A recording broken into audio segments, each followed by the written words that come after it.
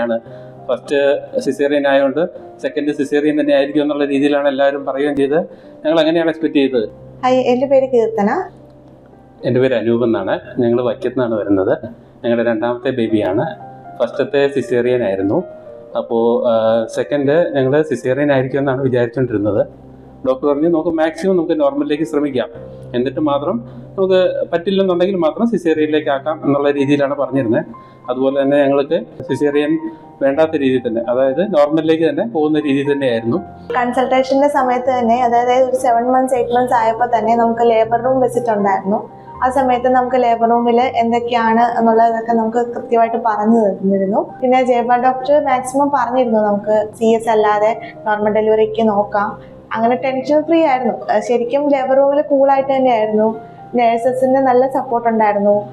ഗീത എന്ന് പറഞ്ഞ ഒരു സിസ്റ്റർ, പിന്നെ ഒരു വീണ, അങ്ങനെ ഒത്തിരി നല്ല സപ്പോർട്ടോടുകൂടി ഒട്ടും ടെൻഷൻ ഉണ്ടായിരുന്നില്ല. പിന്നെ ഹസ്ബൻഡും കൂടെ ഉണ്ടായിരുന്നതുകൊണ്ട് നമ്മൾ ശരിക്കും ടെൻഷൻ ഫ്രീ ആയിരുന്നു. നല്ലൊരു എക്സ്പീരിയൻസ് ആയിരുന്നു.